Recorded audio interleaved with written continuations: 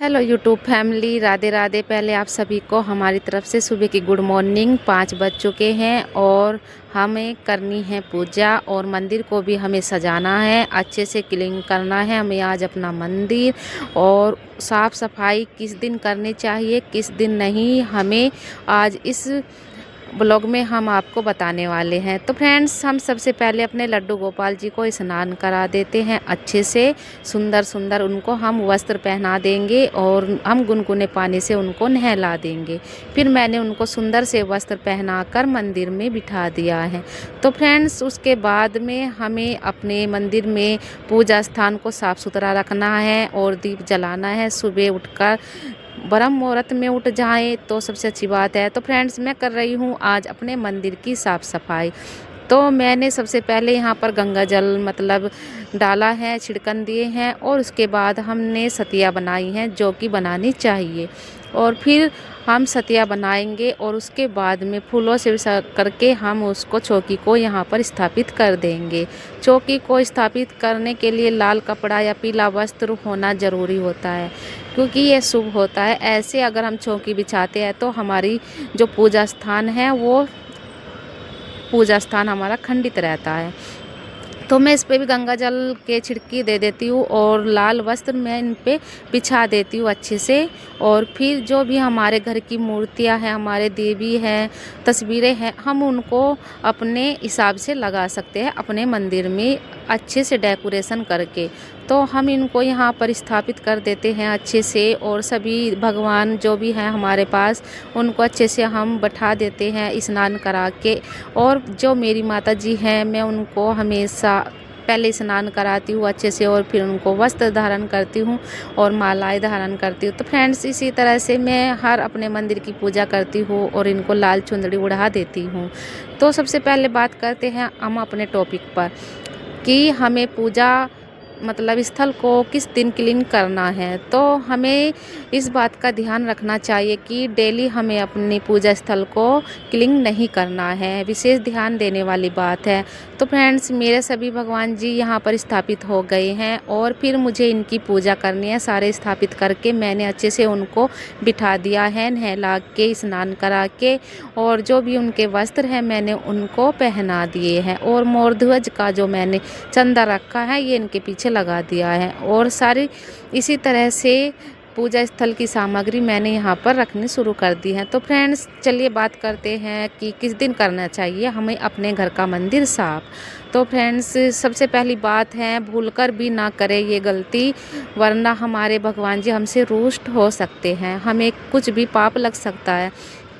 तो हमें डेली स्नान नहीं कराना चाहिए अपने भगवान जी को और डेली साफ भी नहीं कराना चाहिए। विग्रह दूर करने के लिए हमें सिर्फ शनिवार के दिन ही अपने मंदिर को क्लीन करना चाहिए और अपने भगवान जी को उस दिन स्नान कराना चाहिए। और घर की साफ़ सफाई डेली तो होती है, आप जानते हैं कुछ माताएं बहनें ऐसी हैं कि डेली अपने घर की मंदिर की साफ़ सफाई करती हैं, विग्रह दूर करने के लिए डेली स्नान कराते हैं।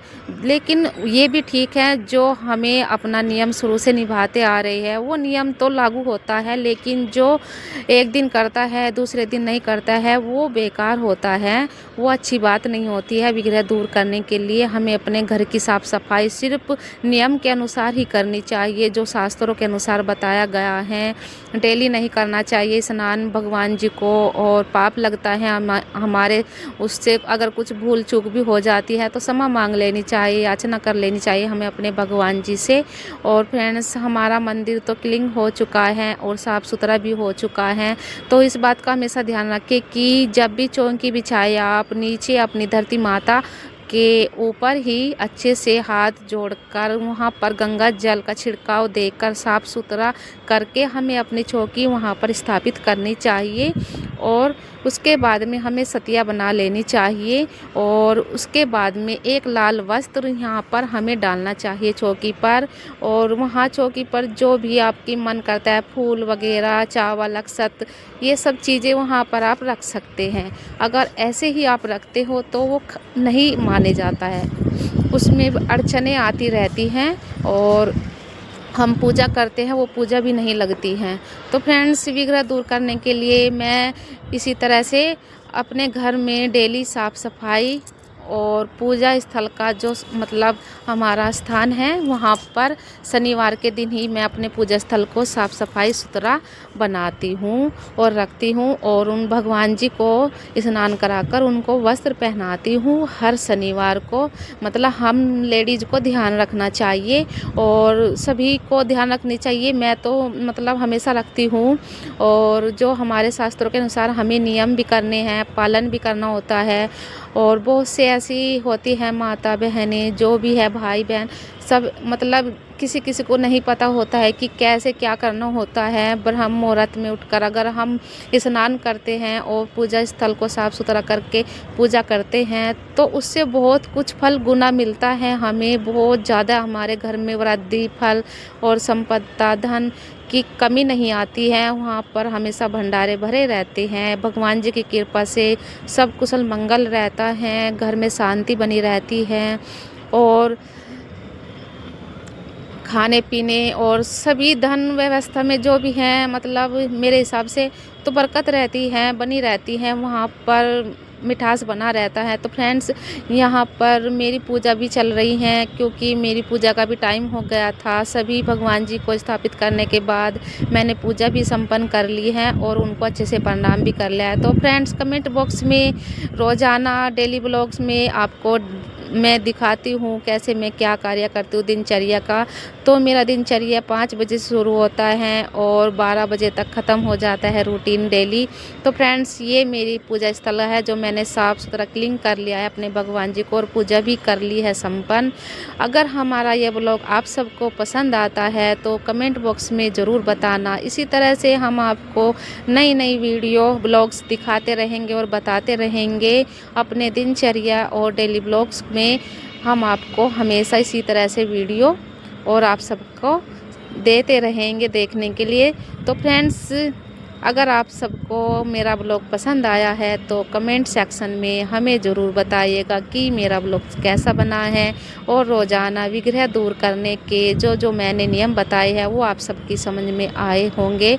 आई होप तो आ चुके होंगे, इसमें कोई ऐसी वैसी बात नहीं है कि आप लोगों की समझ में नहीं आ गए।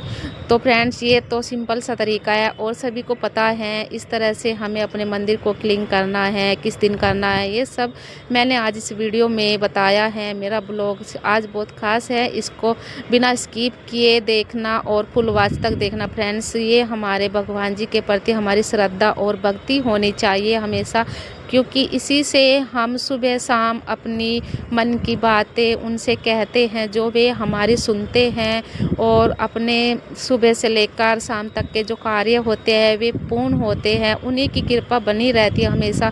बाहर जाते हैं, ड्यूटी के लिए जाते हैं या कहीं भी जाते हैं, उनका आशीर्वाद हमारे ऊपर और बच्चों पर हमेशा बना रहता है फ्रेंड्स।